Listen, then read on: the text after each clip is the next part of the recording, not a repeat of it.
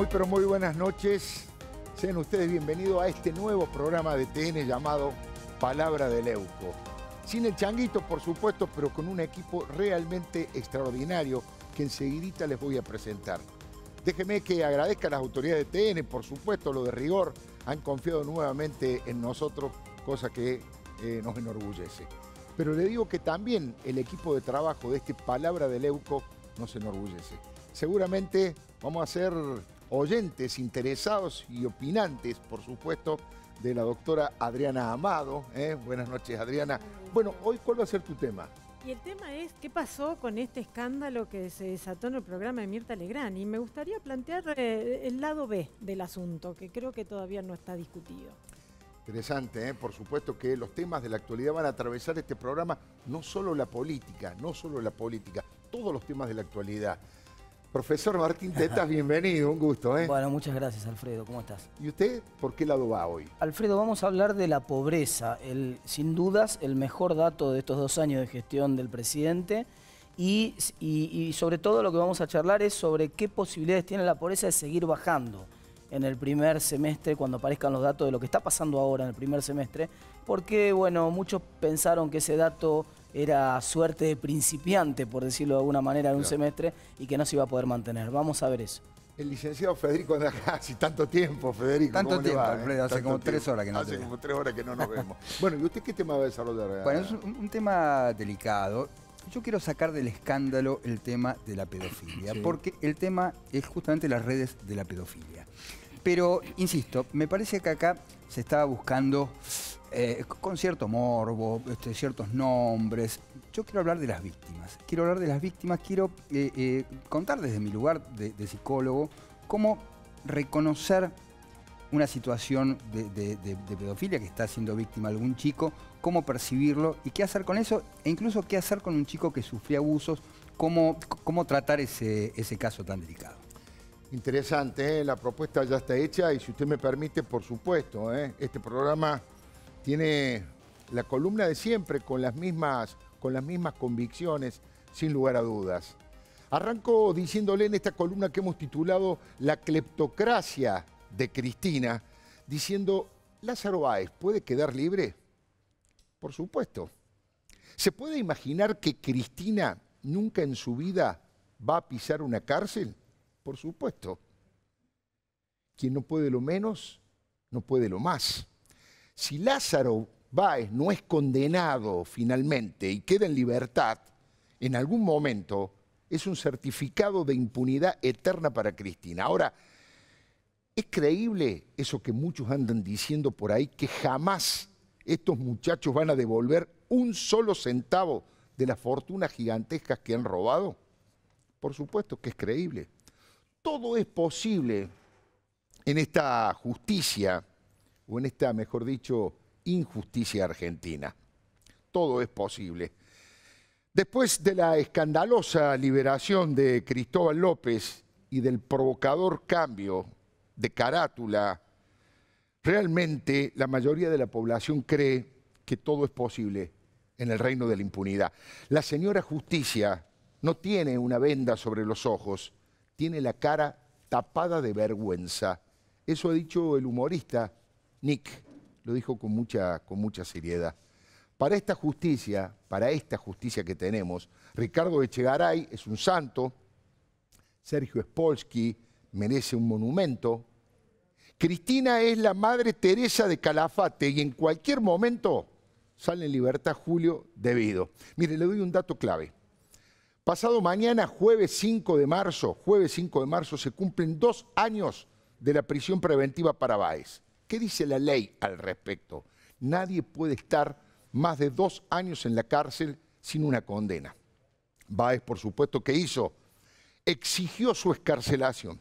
Ahora, el fiscal Abel Córdoba, y esto es noticia de esta tarde, información de esta tarde absolutamente confirmada, el fiscal Abel Córdoba acaba de rechazar la libertad de Lázaro Báez y ha pedido 1 año más de prisión preventiva. Es un hombre, Abel Córdoba, que tiene puesta la camiseta de Cristina, que militó en la mal llamada justicia legítima y de hecho, escuche bien por favor, El fiscal Abel Córdoba con la camiseta de Cristina de Justicia Legítima. ¿Qué hizo Báez? Lo recusó. Hasta el propio Lázaro Báez lo recusó por ese motivo. Báez y su abogado plantearon que el fiscal, con tal de favorecer a Cristina, era capaz de tirar abajo de un camión y perjudicar a Lázaro. ¿Se da cuenta de lo que estamos hablando?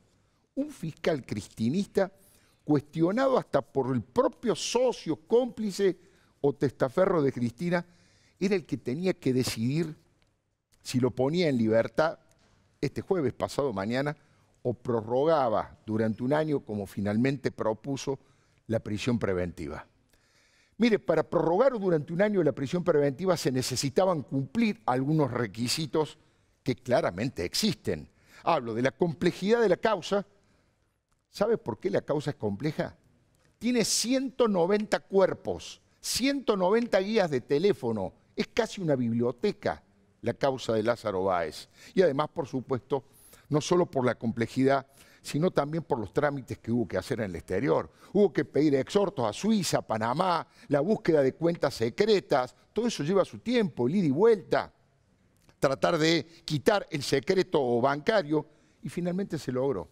Tanto Suiza como Panamá confirmaron que había cuentas secretas con dinero sucio de la corrupción que Lázaro Báez lavaba en el exterior. Hay una cosa que es insólita. Uno de los bancos, el banco suizo, para abrirle la cuenta, pide un informe a una compañía internacional y esa compañía le dice, ábranle la cuenta con toda tranquilidad. Lázaro es un hombre sólido económicamente. Es el testaferro de Néstor Kirchner. Es decir, en lugar de decir, no, el testaferro de Néstor Kirchner, ya entramos en lavado de dinero, dicen, no, eso da garantía que tiene solidez económica. No es apenas un empresario santacruceño, es el testaferro de Néstor. El informe que pide el banco para abrirle la cuenta secreta de dólares.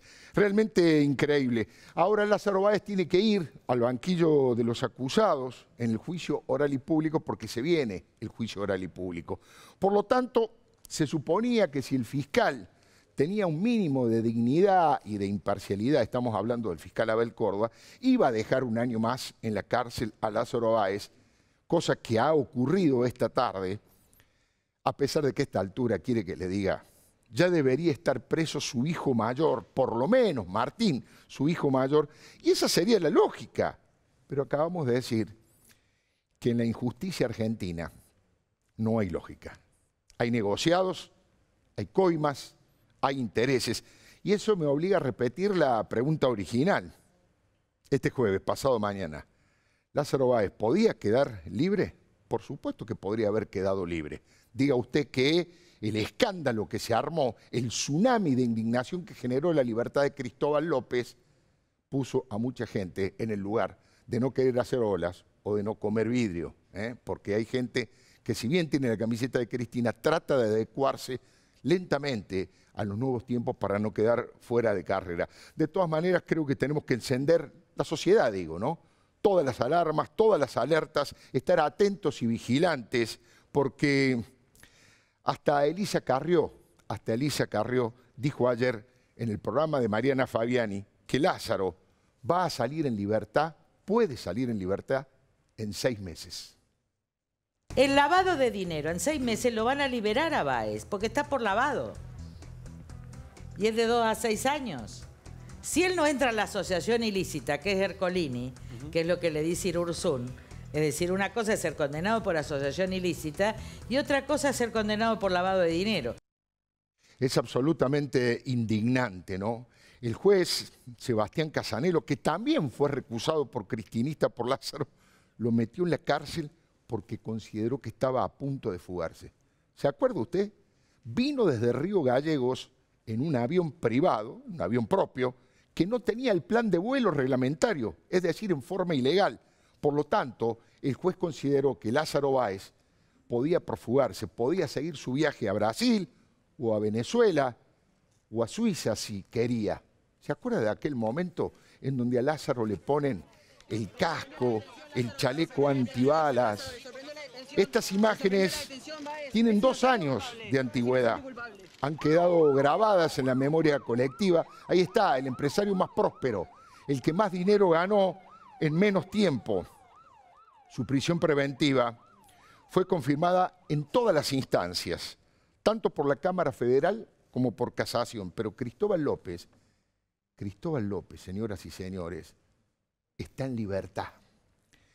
Cristóbal López está en libertad y tiene la caradurez de dirigirse así a la gente. Meterlo preso, porque el objetivo es Cristina. Estuve preso, estuve secuestrado. A ver si queda claro. A ver si queda claro, Cristóbal López. Dicen que las instancias judiciales que se vienen van a volver a ponerlo en la cárcel a Cristóbal López. Veremos si eso se cumple, si realmente ese es el camino. Pero las imágenes de la Rosadita, donde todos estos malandras contaban el dinero robado a los argentinos entre whisky escocés y habanos cubanos, quedaron en la antología de la mafia patagónica. Ahí están. Hay que ponerlo en cámara rápida, porque es tan grande la montaña de dinero, la fortuna que se han robado, que si no se transformaría en algo muy lento y medio aburrido. Mire, pocas veces en la historia hubo tantas pruebas, tantos testimonios y tantos indicios de la asociación ilícita dedicada a saquear el Estado. Pocas veces un gobierno se dedicó con tanta organización y obsesión a cometer delitos para enriquecerse, pero también pocas veces hemos visto tanta complicidad, tanta desidia, tanta estructura armada para que nadie pague por lo que hizo. Con este panorama que les estoy contando, que estoy narrando, que estoy cronicando, bueno, no nos sorprenden los datos de la encuesta de la Universidad Católica Argentina. La confianza social, escuche usted, la confianza social en la justicia se derrumbó, tocó fondo. Hoy solamente uno de cada 10 compatriotas confía en la justicia. Hasta el Congreso y el Poder Ejecutivo son más creíbles que la justicia argentina. Por eso mucha gente se resignó. Mucha gente bajó los brazos y dijo, acá nadie va preso, no va a pasar nada, no aprendemos nunca los argentinos. Pero la otra cara de la moneda también es verdad. Es cierto que otra gente está transformando su bronca en acción y movilización para el 12 de abril. Hasta el propio Colegio de Abogados que lidera el doctor Guillermo Lipera ha adherido a esa concentración que se va a hacer el 12 de abril, manifestándose en contra de la impunidad y a favor de la independencia de los jueces. Pero las mediciones que hizo Agustín Salvia en la Universidad Católica Argentina dicen que solo, insisto, el 11,7% de los argentinos confía en la justicia, y eso que en esos números no están contempladas las vergüenzas nacionales de la liberación de Cristóbal López y del cambio de carátula. Eso no entró en la medición. Por lo tanto, estamos absolutamente autorizados a concluir, a sacar como conclusión, que si eso que generó tanta indignación y desconfianza en la justicia todavía no está en las mediciones, la próxima medición de la imagen de la justicia va a ser mucho más negativa todavía. Eso sin lugar a dudas. Mire, este tema de la injusticia es uno de nuestros grandes problemas nacionales.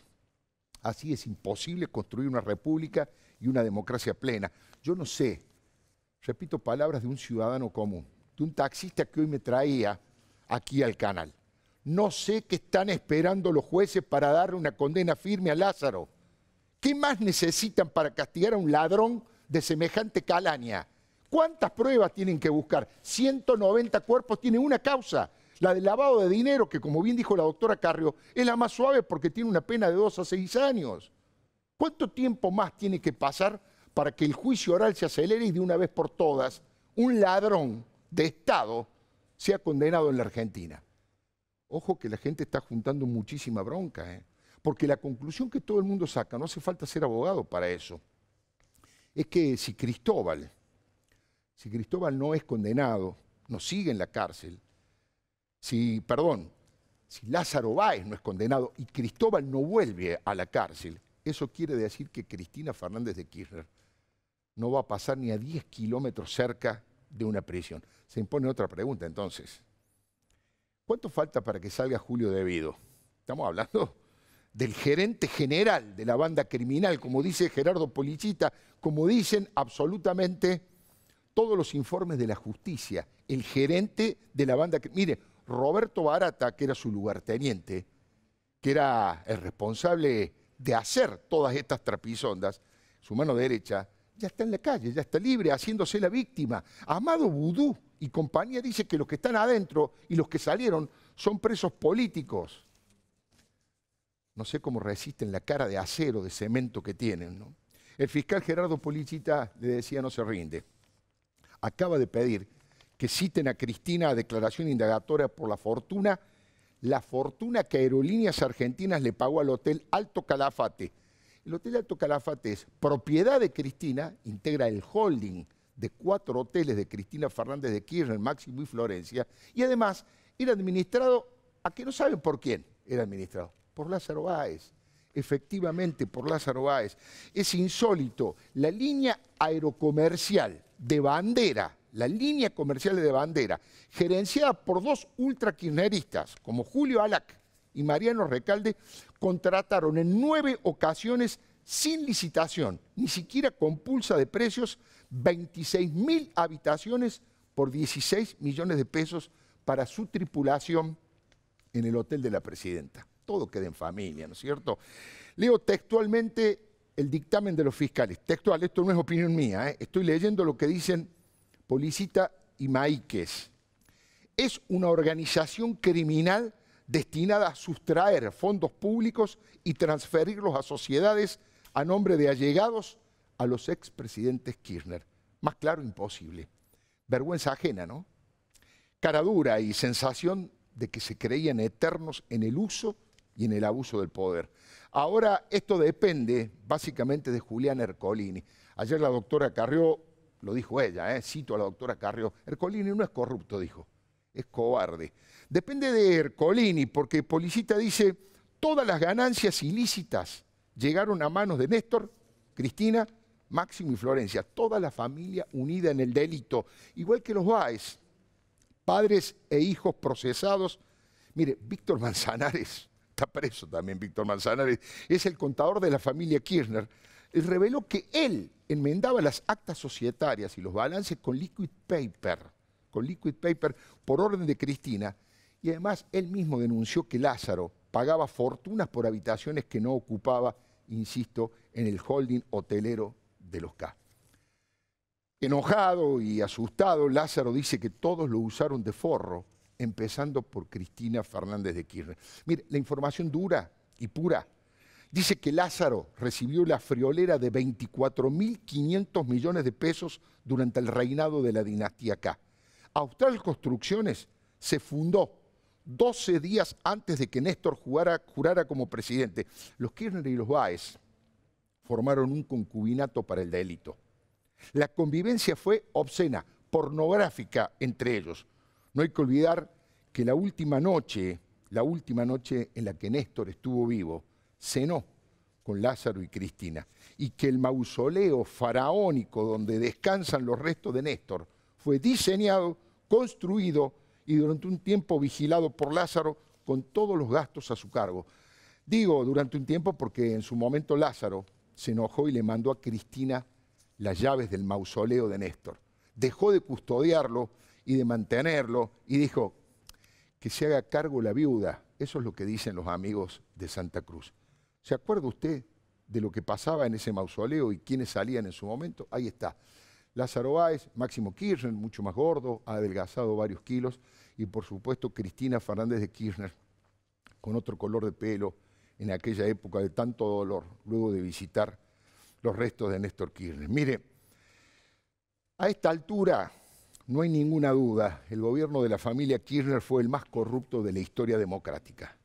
Los del menemismo fueron vueltos chirolas al lado de estas montañas de dólares y euros contados con maquinitas, transportadas en bolsos y aviones, pesados en balanzas y depositados en bóvedas o en el exterior.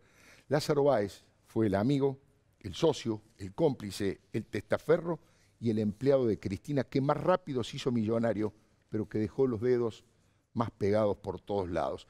Más que pingüinos a esta altura creo que son los buitres de Río Gallegos. Los que tienen niveles de codicia nunca vistos, los que son capaces de vender a la madre y a las madres de Plaza de Mayo por una caja fuerte llena de miserables billetes. Néstor entraba en éxtasis, casi en un orgasmo, al abrazar una caja fuerte.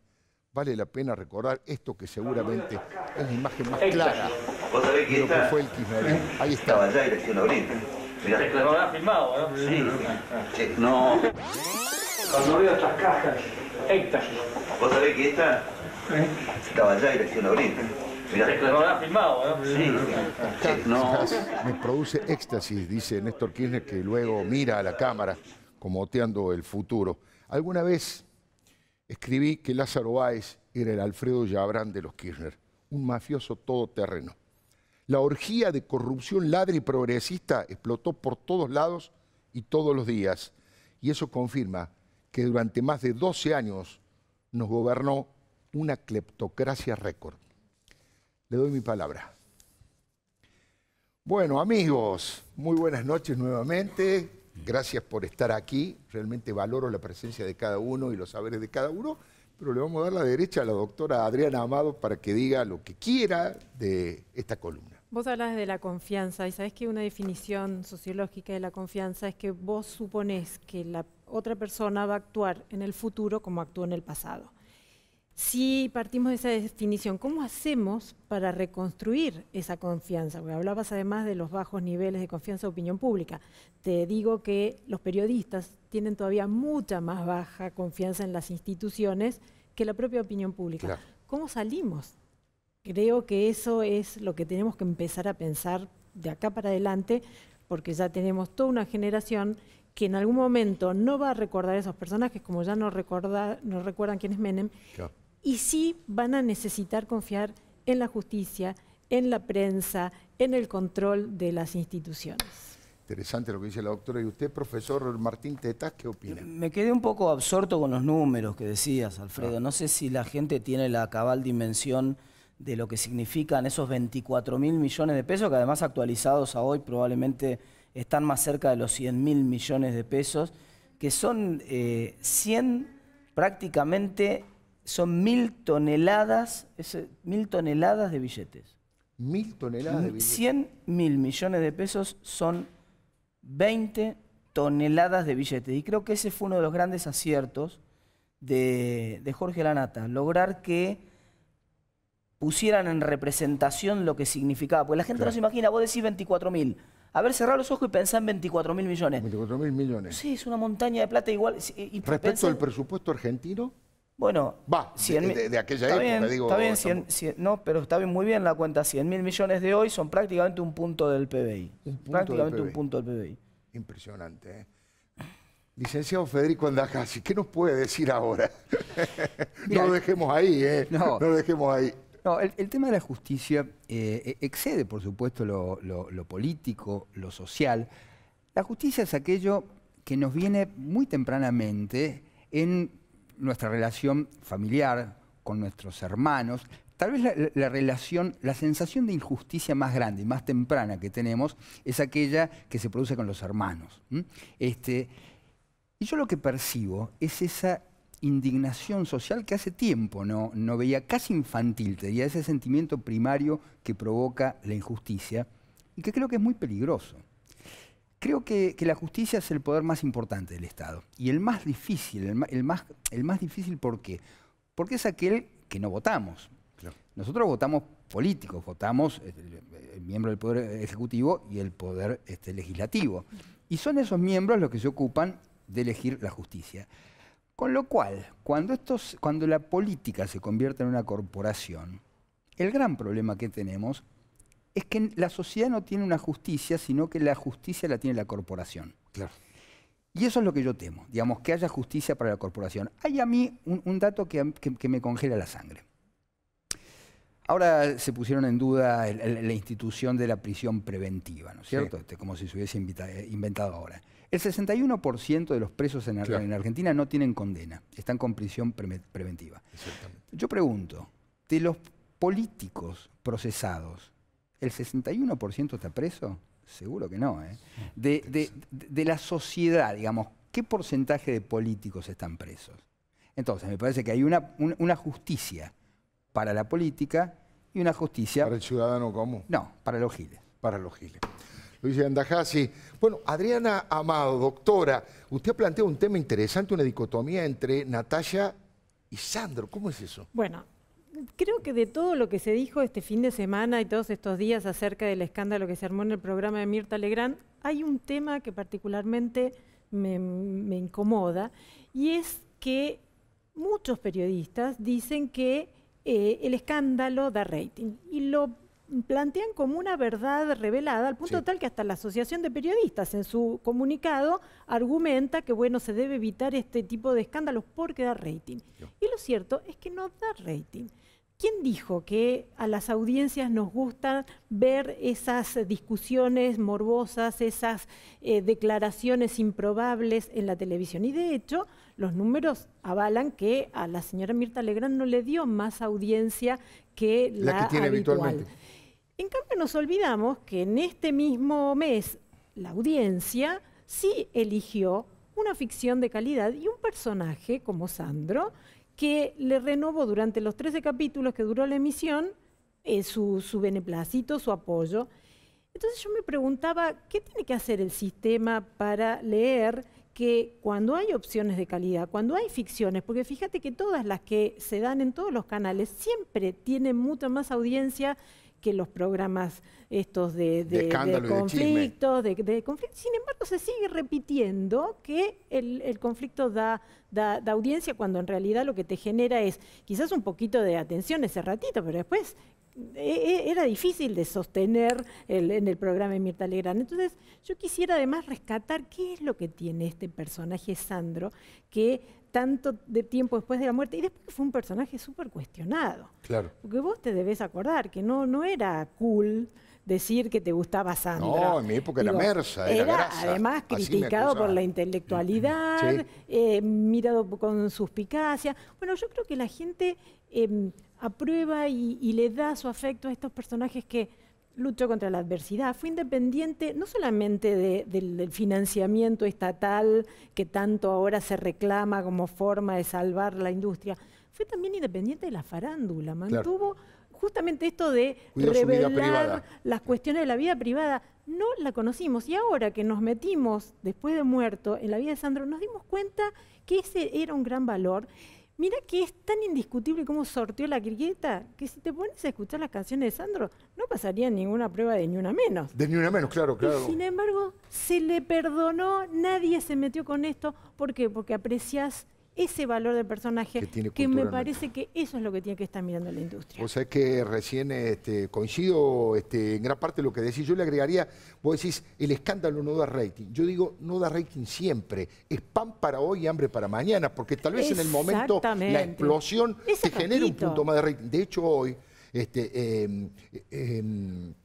Nacho, digamos, el nieto de Mirta Legrand, Nacho Viale, le dijo a Jorge Lanata en la radio: nos enceguecimos por un punto de rating diciendo cuáles eran los días con más dificultad. Yo digo, tal vez le haya rendido, como decís vos, no le rindió porque más o menos midió lo que mide siempre, pero aunque sea pan para hoy, ese desprestigio, esa situación conflictiva que genera, te va quitando credibilidad hacia el futuro. Pero sí, justamente se relaciona con lo otro que hablamos. Si el valor escaso en esta sociedad es la confianza, ¿lo podés rifar por un puntito, un ratito de rating? ¿No les parece que está sobredimensionada las redes, el impacto en las redes? Que en las redes parecía que iba a pegar mucho más, que de hecho pegó. En las redes fue un boom, trending topic, un boom total, y que sin embargo pensamos mucho que es un error por ahí del periodismo, pensamos que la gente son las redes. Digamos. Exacto. No, y de hecho, justamente esa es la diferencia. Eso que se convirtió en un trending topic también un ratito, no te beneficia a la larga, no te hace vender un producto al mundo, no te hace ese reconocimiento que sí tienen estos otros personajes de manera indiscutible. Entonces, creo que hay que agregar ese punto a la discusión, porque si no, seguimos pensando que el público es tonto, y yo en este punto defiendo al público, porque el público es el que elige. Y si es soberano para elegir un presidente, ¿por qué no lo va a hacer para elegir un programa de televisión? Sí, yo me permito hacer una defensa de Mirta Legrand. Vos sabés que yo durante un tiempo, yo no, ella estuvo peleada conmigo, estuvo muy enojada, me perdonó, por así decirlo. Sí, me absolvió. Te absolvió. No, Pero de verdad que, más allá de lo que uno pueda pensar sobre ese programa, sobre si el escándalo sí o sobre si el escándalo no, ese programa lo vio mucha gente. Y esa misma gente condenó a esa invitada. A ver, en primer lugar, Mirta no se puede hacer cargo de lo que diga esta mujer, porque Mirta no es Natasha Hyde. Entiendo lo que significa invitar a ese personaje. Claro.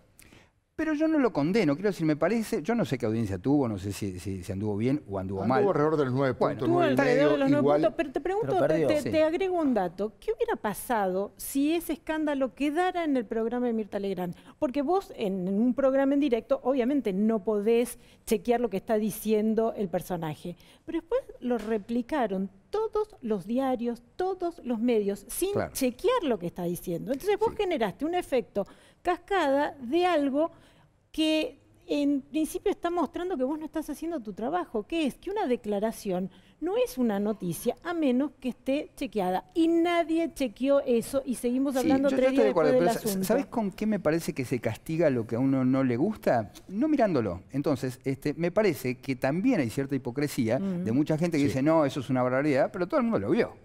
No, y te digo más, hablando de los números, en ese momento Andy Kuznetsov en Telefe, que andaba un poquito igual, creo que le ganó por muy poco, también tenía una situación escandalosa de otra personaje de esta característica, como Silvia Zuller, llorando miseria, contando mentiras, diciendo que había tenido tal o cual enfermedad. Así que más o menos también por ahí anduvo. Pero ahí tenés, acusamos después a la audiencia de que elige eso y le das ketchup o mayonesa, o sea, no tiene mucha más opción.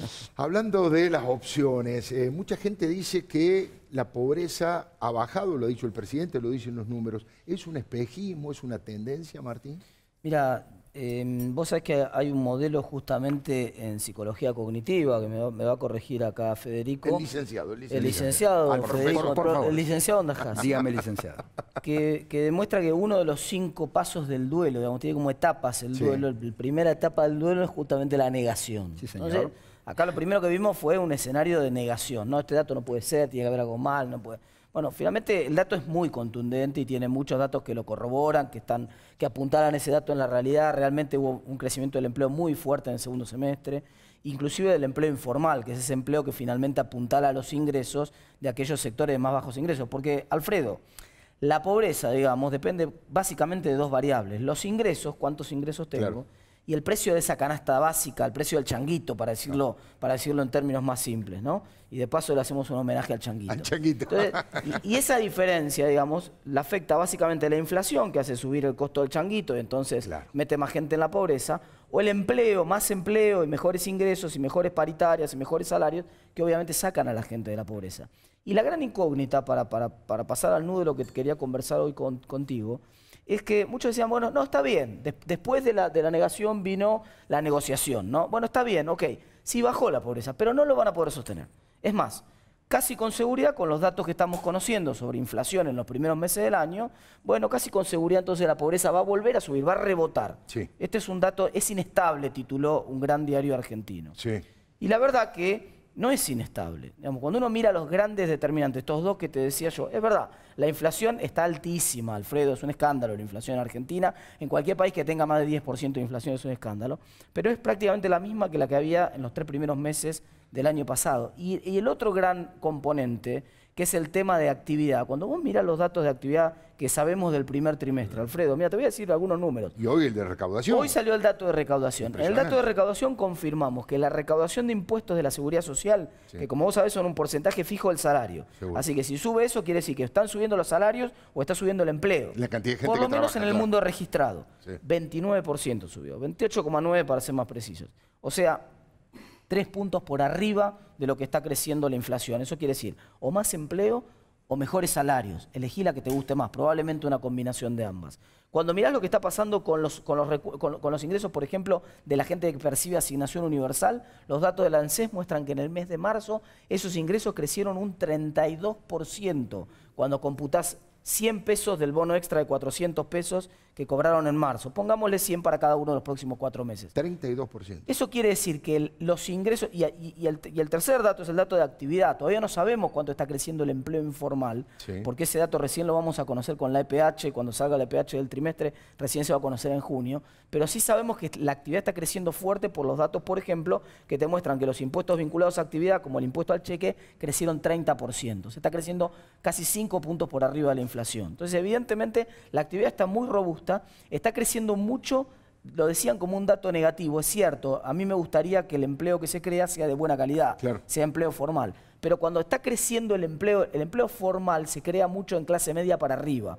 Es empleo con alguien que tiene secundario completo, que está con todos los derechos. El empleo informal se crea mucho en clase media para abajo. Entonces, con más changas, con más actividad informal. Que en el último dato de empleo se hayan creado 86.000 empleos formales registrados en el sector privado y casi el doble, 165.000 en el sector informal, te muestra que en esos sectores que la están peleando día a día contra la pobreza, hay muchísima más gente que antes no tenía ingresos, que estaba debajo de la pobreza y que ahora está teniendo ingresos y le permite pelear contra la pobreza. Ahora, Martín, influye un dato que yo leí de otro economista que me interesa y que lo sigo, que dice que también lo que está creciendo con mucha fuerza y explica mucho esto, el motor es la inversión, que no es una lluvia de inversiones, pero creció el último tiempo en un 20% la inversión directa. El dato de la inversión es el mejor dato para ver la sostenibilidad que tiene un proceso de crecimiento. Cuando alguien duda de la estabilidad, dicen que es inestable el proceso de crecimiento, el dato de inversión, la inversión es una apuesta, Alfredo. La inversión es una apuesta.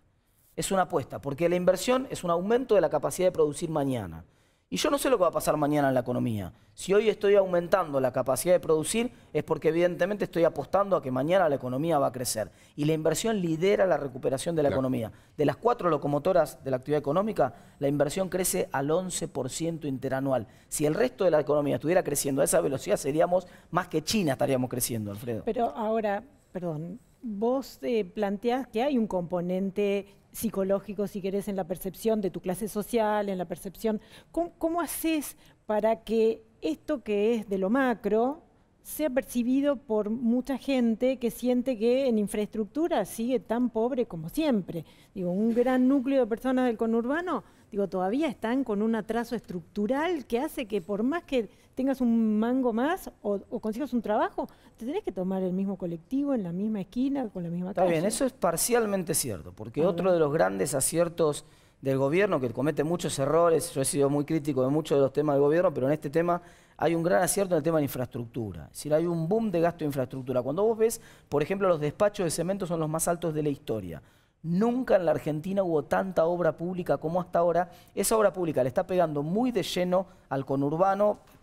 Metrobús, por ejemplo, en La Matanza, por mencionar un caso. Que vos decís, no, el Metrobús, los cartelitos, algunos se ríen de eso, pero hay un montón de gente que le estás dando dignidad a su viaje. Entonces, hay un montón de conceptos que son importantes y que le están empezando a llegar. Y ves, no solamente que te llega a vos. Se ahorran entre ida y vuelta más de 1 hora de su tiempo que se lo dedican a estar con la familia, a hacer 1 hora extra. El bypass que acaban de hacer en Luján, que ahorró 40 minutos para la gente que tenía que pasar por esa zona, de la Ruta 5. Entonces, la verdad que hay un boom de obra pública que está empezando a aparecer, que vos ves que por lo menos la están devolviendo, en esta sensación que desprestigiaba tanto al sector público, de che, cómo la juntan por un lado y cómo la roban por otro lado, que también siente mucho la gente del otro lado dice, bueno, ahora la están empezando a devolver un poco. Creo que eso mejora bastante las expectativas.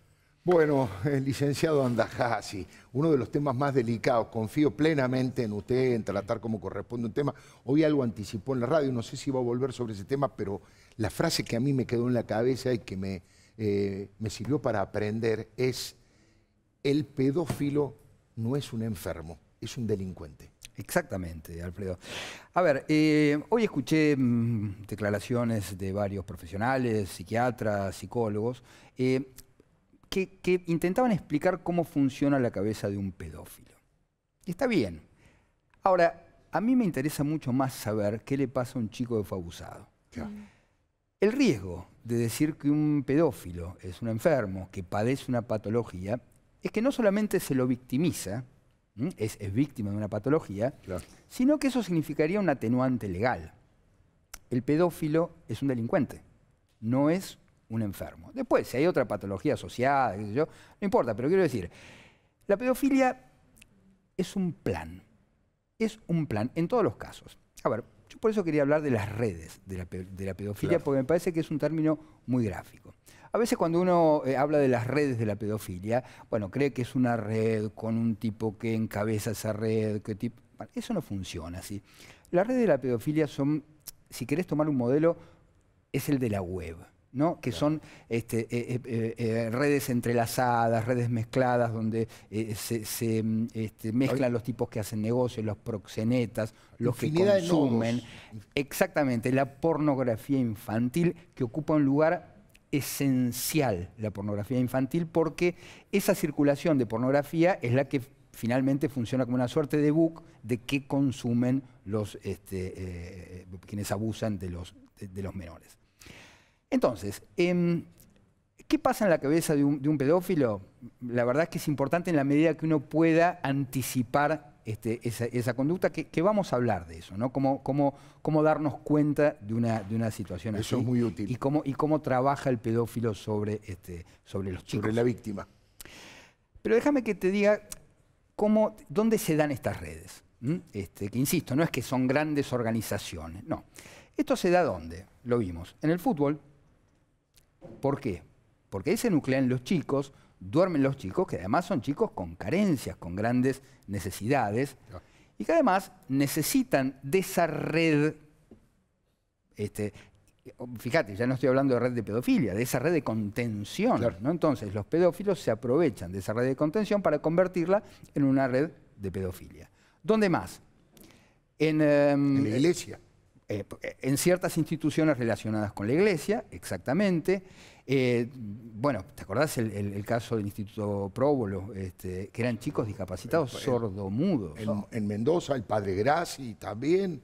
Exactamente. Entonces, los pedófilos van a buscar estos lugares donde se reúnen, digamos, aquello que, entre comillas, consumen, ¿no? Que son los chicos.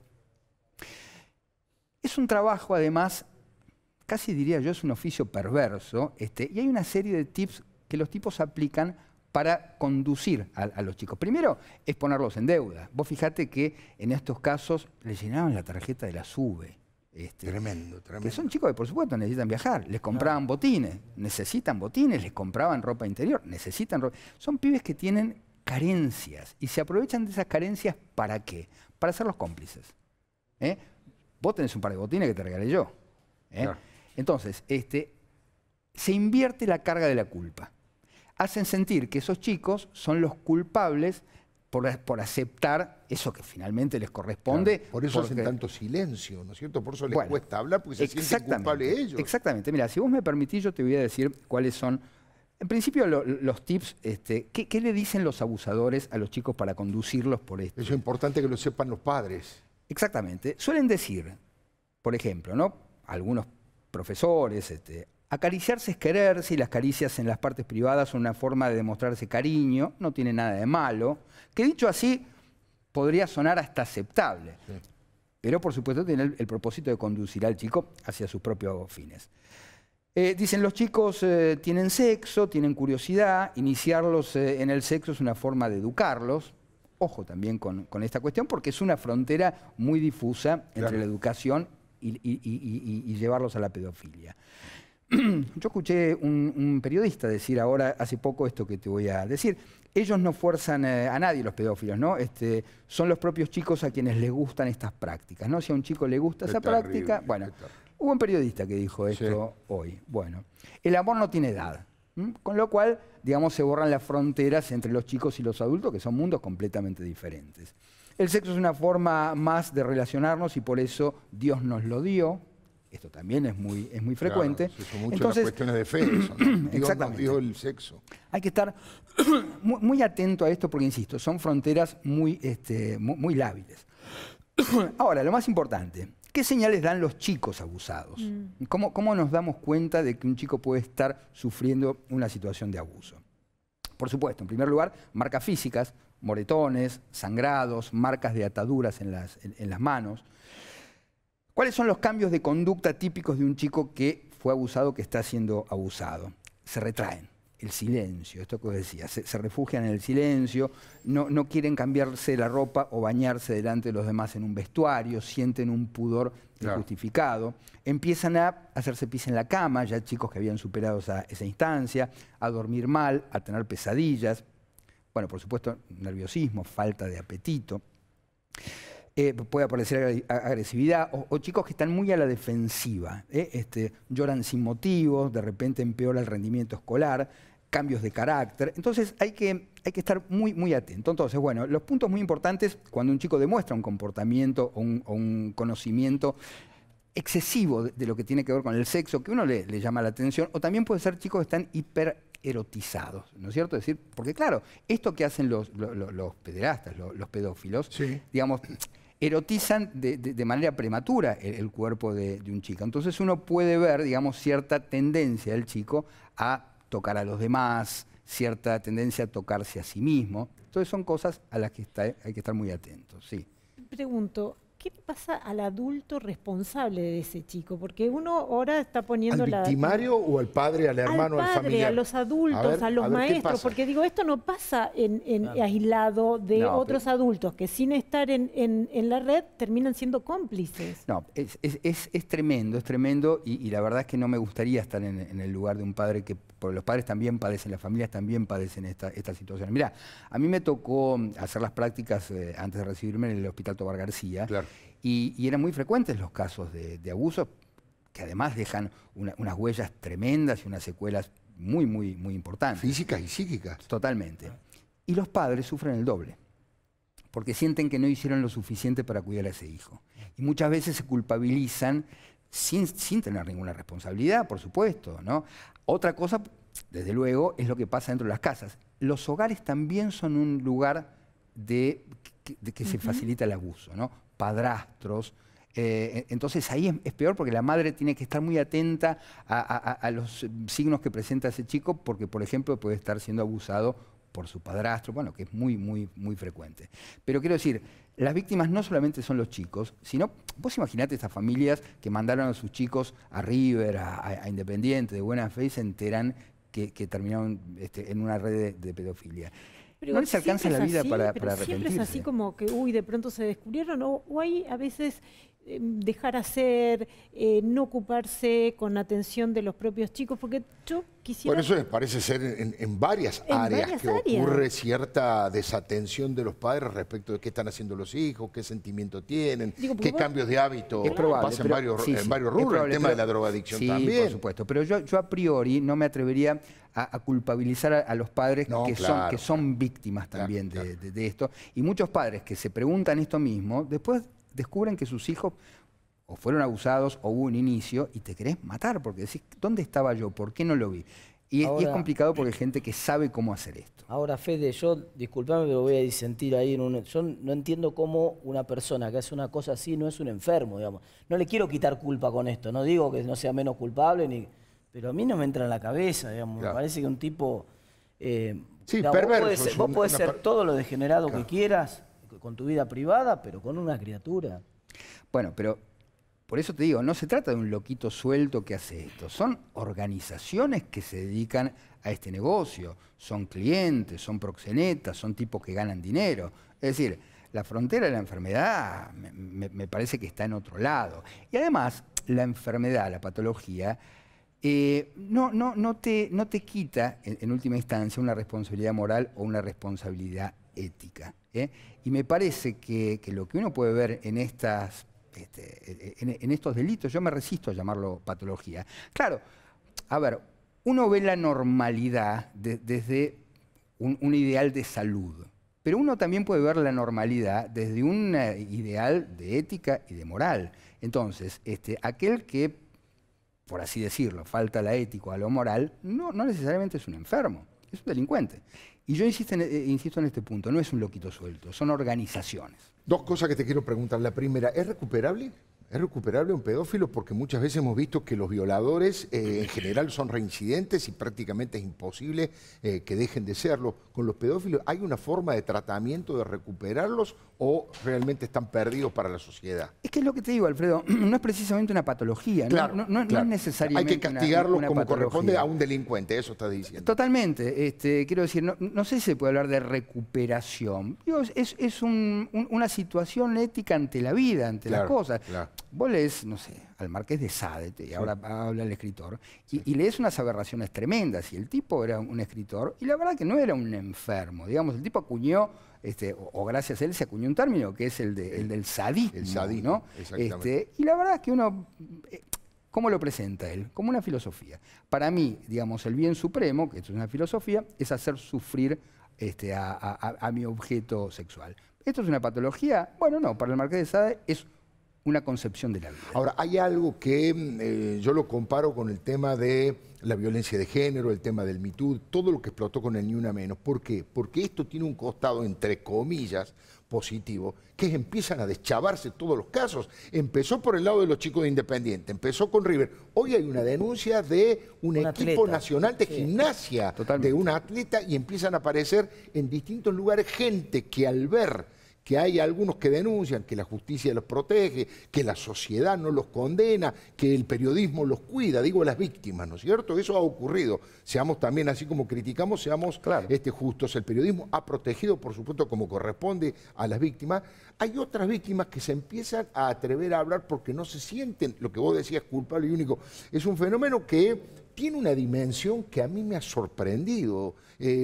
Yo no he escuchado en cercanía, en mis trabajos, en la facultad, en los distintos lugares movidos, tal vez porque nadie, a lo mejor si no hubiese ocurrido algo así, nadie lo hubiese comentado en su vida, pero digo, este costado de que ahora se empiece a conocer es un primer paso para empezar a resolver el tema y para que la sociedad toda esté alerta, ¿no es cierto? Mira, Alfredo, es muchísimo más frecuente que lo que vos imaginás, muchísimo más frecuente.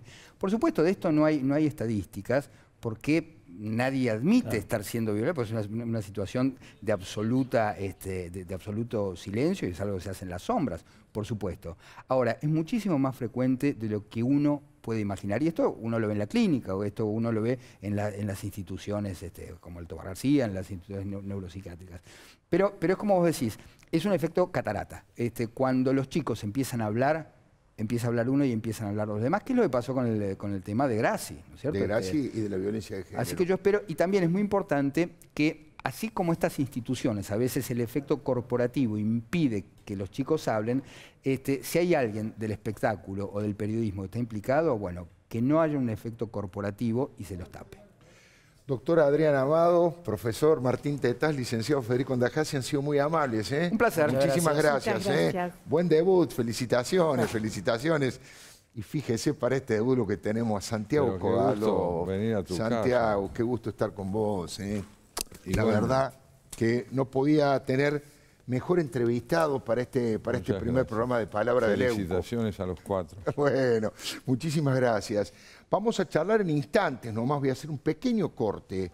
Vamos a hablar de algunos temas del poder, por supuesto que si lo analizamos desde los medios, Adriana Amado, desde la economía, Martín Tetaz, desde la psicología y la literatura, Federico Ndajasi, vamos a preguntarle a Santiago Kovadlov desde la filosofía, desde su propio pensamiento, ¿qué opina él de este tema de los pedófilos y de esta red? Pero también vamos a conocer a un Santiago Kovadlov íntimo, esa parte de Kovadlov, de su vida privada, que mucha gente no conoce.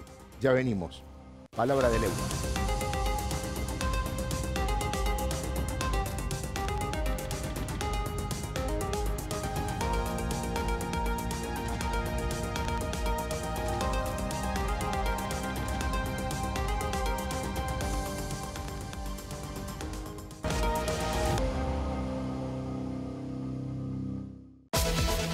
Los créditos hipotecarios comienzan a reactivarse.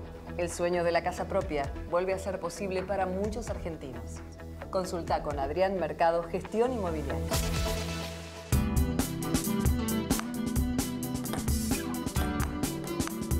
No puedes estar en todas. Necesitas Tango Gestión. Te la dejo picando. Tango Software. Crecer es posible. Acá, con Connie y Mica. Acá, con Vale, Nico y Tincho. Acá, como en todo el país, tenemos un plan que se adapta a tus necesidades. Acá con Bauti. Acá está. Acá Salud. Cobertura médica integral.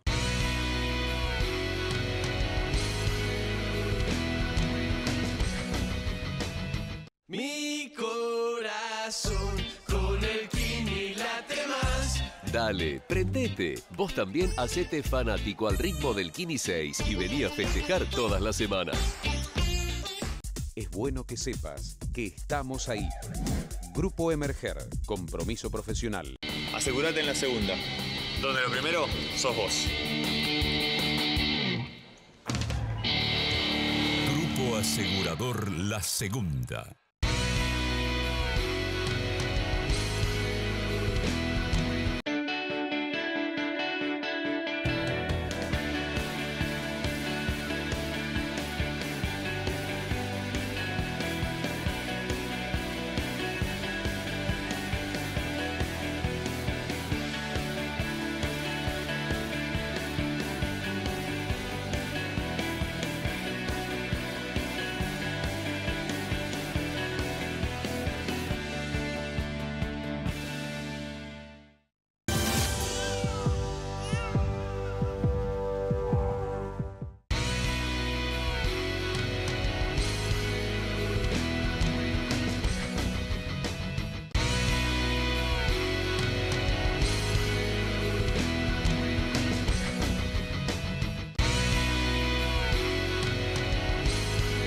Si sos Movistar, cambiar tu celular hoy es mucho más fácil.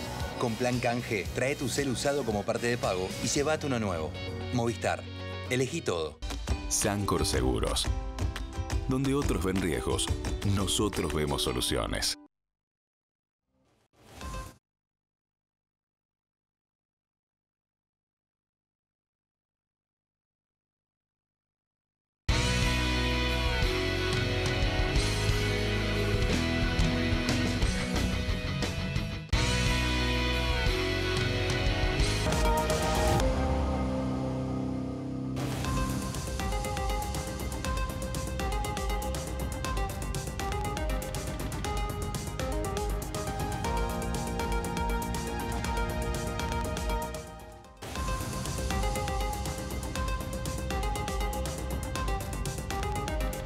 Por supuesto que vamos a hablar de algunos temas de la actualidad con Santiago Kovalov, con este filósofo, poeta, traductor, ensayista. Por supuesto que le voy a preguntar de los temas más calientes de la actualidad, porque eso es lo que usted conoce, cuáles son sus opiniones y queremos reafirmarlas. Pero también vamos a hablar de la parte que usted no lo conoce. Esta sección se llama ¿Lo conoce? ¿No lo conoce? Y la presentamos así.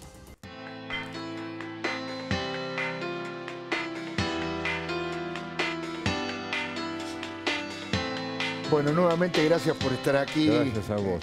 Hoy, como te decía, es el día del nacimiento de tu programa y me siento un padrino. Un padrino, bueno, considerate así para mí el mejor de los padrinos. Muchas gracias. El mejor de los padrinos, Santiago Kovalov, un maestro de la palabra y del pensamiento. ¿Se puede poner en palabras, se puede encontrarle alguna vuelta a esto que nosotros estuvimos tratando al final de la mesa de periodistas, la mesa de columnistas respecto de estos, no sé cómo denominarlos? Andajasi dice, no son enfermos, son delincuentes, estos pedófilos. ¿Qué mirada le podés aportar vos a eso, Santiago? Mira, yo querría partir sucintamente de algo que señalabas vos al final de esa sección, cuando te referías a otros escenarios de la vida deportiva donde irrumpen súbitamente nuevas denuncias. Claro. Esta generalización de la denuncia cobra un sentido muy especial si uno la asocia a otras denuncias que tienen lugar en la Argentina e infunden transparencia al delito. Desde tu columna hasta todo lo que fue descrito, yo te diría que lo que se advierte en este momento de la Argentina es que si hay impunidad todavía para el delito en el orden de la justicia, no lo hay en el orden de la percepción social. Este desfase me parece muy importante, porque tiene que ver justamente con una sociedad que, no sintiéndose satisfecha con los procedimientos de la justicia en general, advierte al mismo tiempo cuál es la magnitud de la deuda contraída por la justicia con los fundamentos de una república posible. Esto en primer lugar. Entonces, en ese sentido, la pedofilia denunciada, la pedofilia explicitada, se suma al dilema cultural de un país que empieza a introducir palabras donde reinaba el silencio. En primer lugar. En segundo lugar, yo te diría que coincido con Andás y en lo que él dice acerca de que se trata de delincuentes.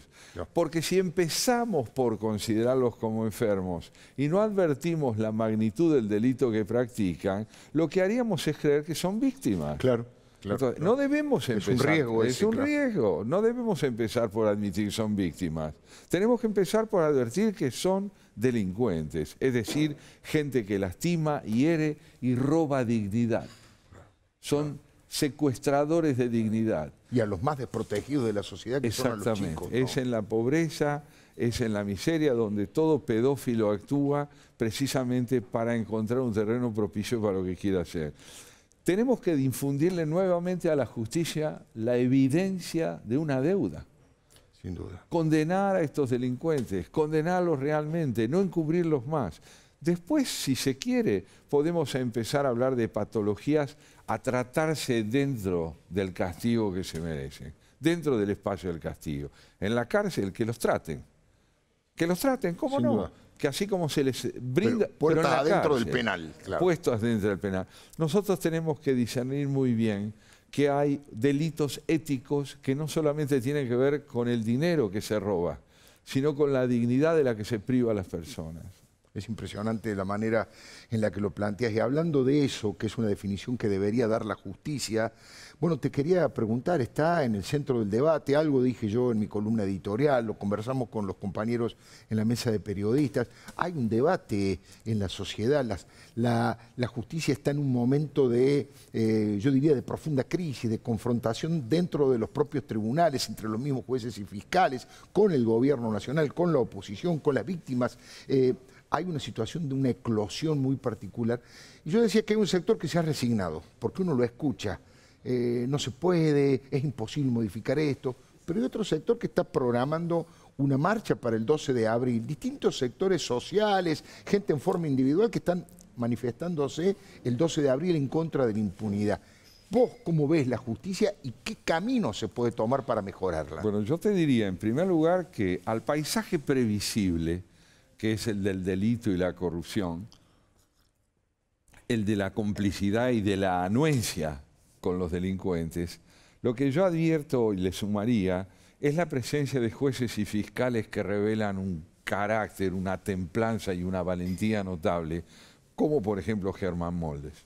Hombres que no miden la rentabilidad de su reivindicación de la dignidad, sino que están dispuestos a jugarse por ella. Es decir, que tienen la convicción profunda de que estar del lado de la ley es someter el poder a la ley. En consecuencia, yo creo que hombres como esos y mujeres como esos son los que permiten entender que hay en la justicia un núcleo que merece fe, que cometemos un grave error al homologar toda la justicia a la ausencia de figuras como esta. Están presentes, reivindiquémoslo, brindémosle nuestro aliento. No solo salgamos a decir lo que falta, salgamos a decir también con quién contamos. Es impresionante, pasó en su momento durante el kirchnerismo con el caso de José María Campagnoli, por ejemplo, que por suerte tiene a su cargo esta investigación del tema de los pedófilos, y yo confío plenamente en Campagnoli, en su honestidad, en su capacidad de investigación. Y en aquel momento, durante el kirchnerismo, la gente salió a repudiar a los jueces amigos del gobierno, cómplices del gobierno, pero salió a respaldar a los verdaderos Esa es una hombres. posición cívica y no solo la expresión temperamental de una desesperación. Claro. No, además uno cae en que todo está perdido y la desesperanza. Y en la vieja tesis de que nada puede cambiar. En política no se trata de creer que todo puede cambiar, sino de que todo no siempre es igual. Y por lo tanto que hay matices. El hombre esperanzado es el que cree en los matices, el que no tiene diagnósticos terminales, el que no cree que vamos a redimirnos ni que cree tampoco que vamos a fracasar, sino el que dice es posible dar un paso más. Entonces allí la esperanza se alimenta de esos matices. Nuestra sociedad tiene que aprender no solo a condenar a quienes necesitan y deben ser condenados, sino a alentar a quienes son capaces de tomar nuestra voz, nuestra palabra. O sea que estaba pensando en que un oyente que a lo mejor tiene un kiosco y no ha pagado los impuestos, porque no ha podido pagar los impuestos, porque tuvo más gastos de lo habitual, porque tuvo un problema, a lo mejor está pensando y viendo esto y dice, bueno, conceptualmente estoy de acuerdo, obviamente, con lo que dice Santiago Kovadlov. Ahora, la bronca que yo me agarré el día que vi que lo liberaban a Cristóbal López, claro, la bronca que yo sentí cuando vi que le cambiaban la carátula, vos personalmente, en ese momento, ¿cómo lo tomaste?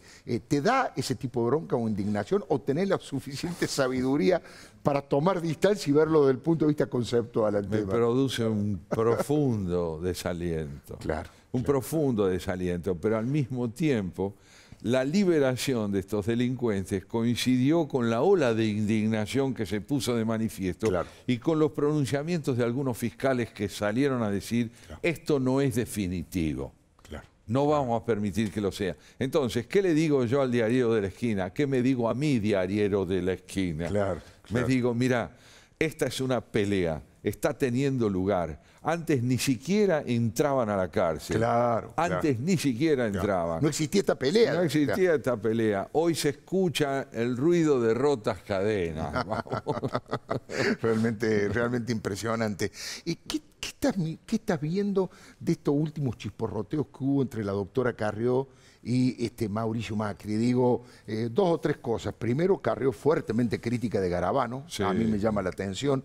No sé si tiene mucho tiempo de vida política como ministro, porque Elisa Carrió es una de las socias fundadoras de la coalición Cambiemos, y yo no sé si puede haber un ministro con una opinión tan negativa de uno de los socios fundadores. Esa es una, pero también fue irónica con el propio presidente. Sí. ¿Cómo lo miraste vos? Ante todo, mira, yo reconozco que mi mirada tiene la parcialidad de ser una perspectiva apenas, pero no, la mía es la siguiente. La presencia de Elisa Carrió en el gobierno me parece uno de los logros políticos más grandes de Cambiemos. Claro.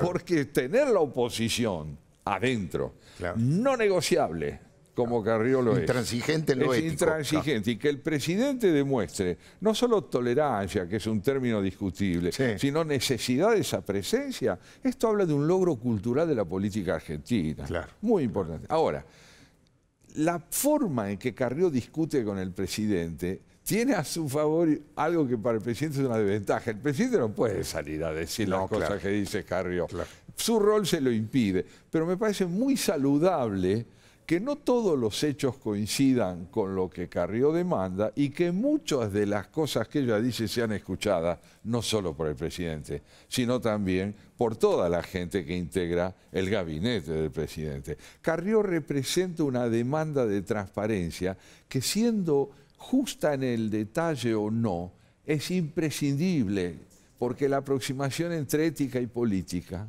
nunca va a llegar a una consubstanciación, pero debe ser buscada permanentemente. Qué maravilla, qué sana envidia que tengo por este hombre que usa el lenguaje y la palabra como nos gustaría a los buenos periodistas, como nos gustaría usarla. Ya venimos, es un corte muy breve, pero va a ser otra charla que voy a tener con Santiago Kovadlov. Esto es lo que usted conoce de la figura pública, pero vamos a hablar un poquitito, adentrarnos en su vida personal, en la vida de sus padres, en su nieto, de todas estas cosas enseguidita nomás, y vamos a compartir un vino con Santiago Kovadlov. Ya venimos.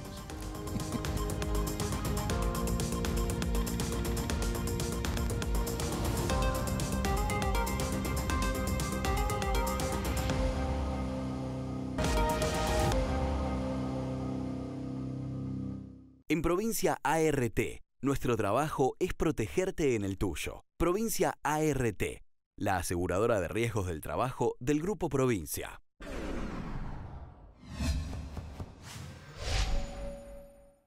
Hacela con tu 100% si la vas a hacer. Hacela bien. Hacela con tu 100%.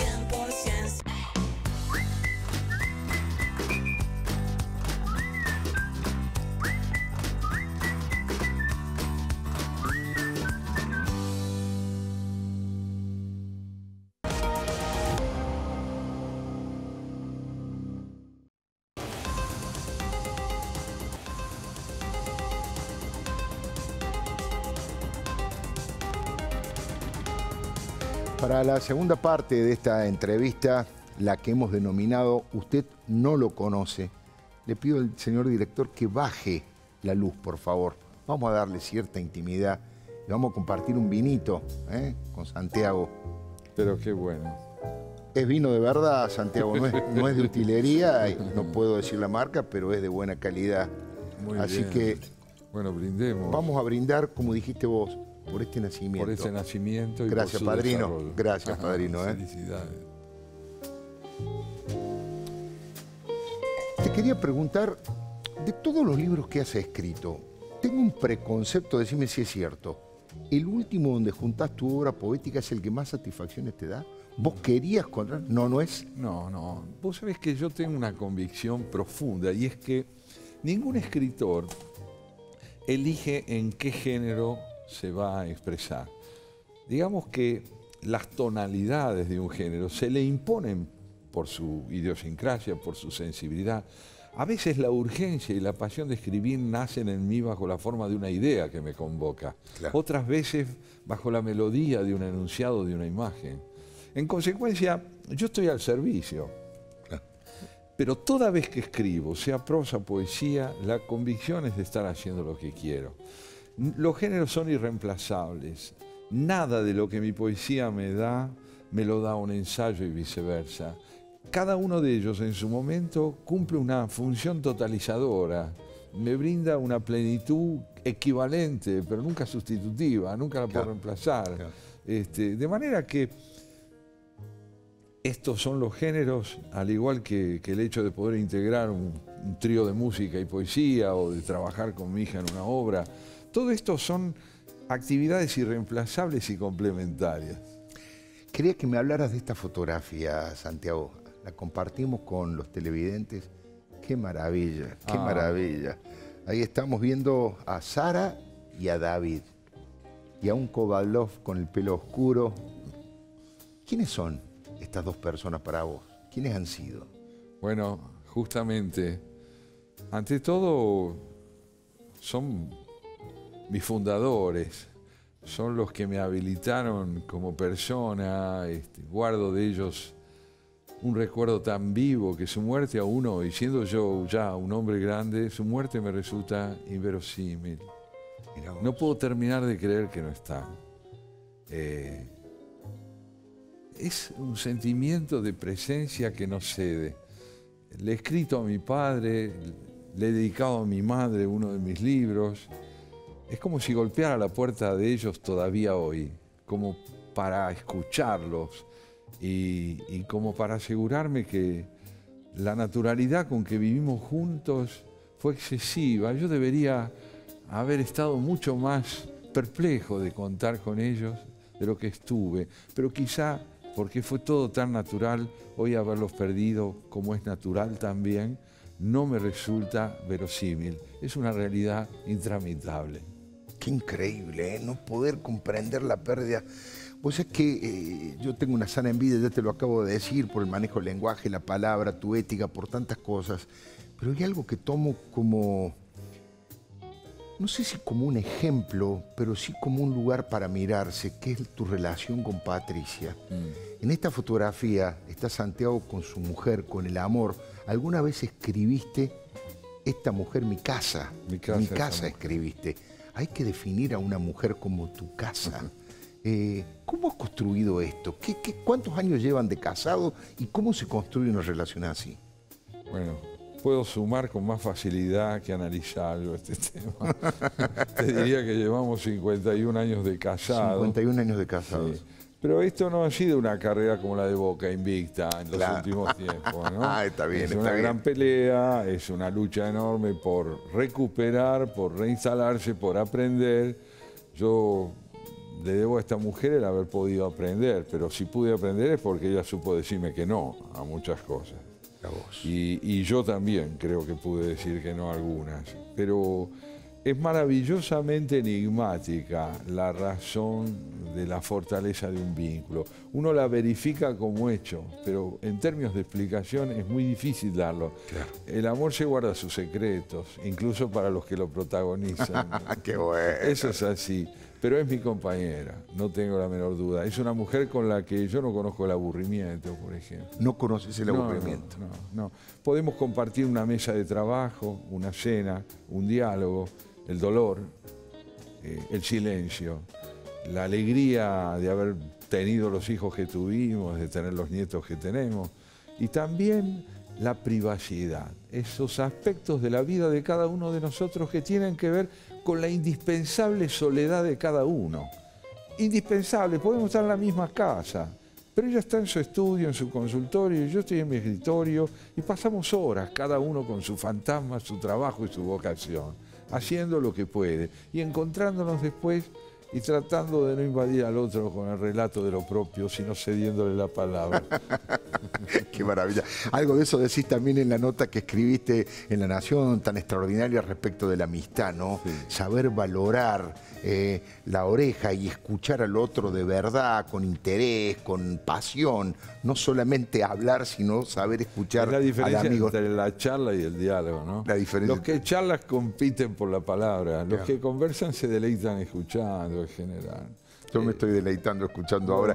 Recién dijiste los hijos. Valeria, que es la próxima foto. ¿Qué significa para vos, Valeria? Y en esa fotografía nada menos que arriba del escenario, ¿no? Ahí estamos saludando después de una presentación en el CCK. He visto la obra maravillosa. De Inspiraciones, la obra que ella dirige y que concibió, digamos, el del gran sacón rojo es Víctor Torres, nada menos, uno de nuestros mejores barítonos. Después está al lado mío también está Puigros, ¿no es cierto? Federico Puigros, que es un proyectista extraordinario de luces, de letras, de sonidos y movimientos, sobre todo de movimientos de las letras. Fíjate, Víctor Torres canta en alemán, canta en inglés, canta en francés, y mientras él canta, las traducciones no solo se reflejan en el escenario, sino que bailan, se mueven, se deslizan, como si fueran parte de los personajes que al compás de su canción se van produciendo como protagonistas. Y Valeria es la directora. Tal vez al lado de ella está también Leticia Puerto, su asistente, y Pierre Blanchard, un pianista excepcional, querible, entrañable amigo también. Pero para mí Valeria representa un regalo inesperado, el poder trabajar juntos. Qué lindo. Mirá quién se lo digo. Conozco esa felicidad máxima de trabajar con los hijos. Una hija que está de acuerdo en trabajar con su padre, con un padre que ya no tiene la edad de sus compañeros, es unos tiempitos, unos añitos más, pero compartir la alegría de la creación, la búsqueda de la obra, la aventura. Ahora nos vamos a llevar esta obra a España, que fue elegida entre las obras extranjeras para la apertura del Festival de Verano del Teatro de Madrid. No, y le eligieron la obra Valeria. A fin de junio nos vamos para allí. Qué felicidad. Una alegría enorme. Una alegría enorme. Toda la familia. Eso merece otro brindis. Otro brindis. Vamos a brindar por Valeria y por esa elección. Ahora te confieso que de toda la familia mi preferido es el próximo. Porque es hincha de Boca, porque es tu nieto, porque veo que en el fútbol allí está. Ese es Emilio, que llegó a ser y es hoy un 5 considerable, un mediocampista interesante, un armador. Allí cuando todavía le gustaba jugar mucho al arco, es chiquito, ahora tiene 17 años, es el hijo de Valeria. Fue mi primer nieto, nuestro primer nieto. Qué maravilla. Fue el que nos transportó a esa experiencia excepcional de ver a un hijo convertirse en mamá. Una hija convertirse en mamá.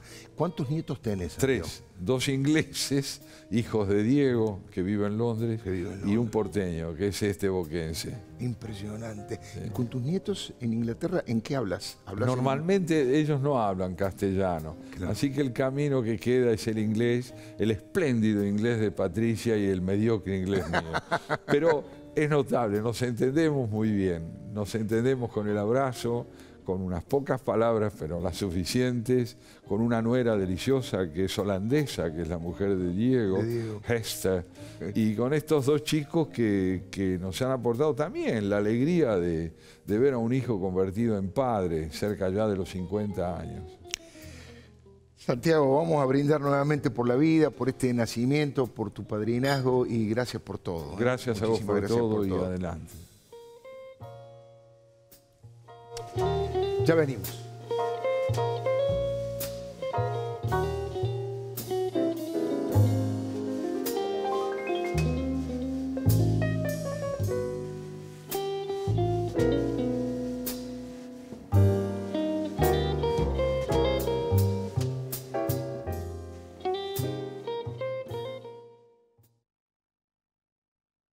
Gourmet Porteño, los esperamos en Alicia Moró de Justo, 1942, Puerto Madero. Hoy es momento de descubrir, de encontrarte con vos e imaginar.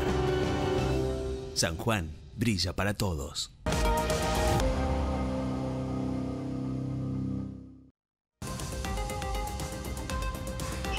Y así llega al final este primer programa, este nacimiento, este debut de Palabra de Leuco. Espero que le haya gustado, quedó bastante explícito cuál es mi compromiso, ¿no? Sin pelos en la lengua, honradez, ética, denuncia, polémica, editorial, pero sin caer en el escándalo, sin caer en el chisme, tratando de hacer una televisión creíble y además, por supuesto, que sea de su interés.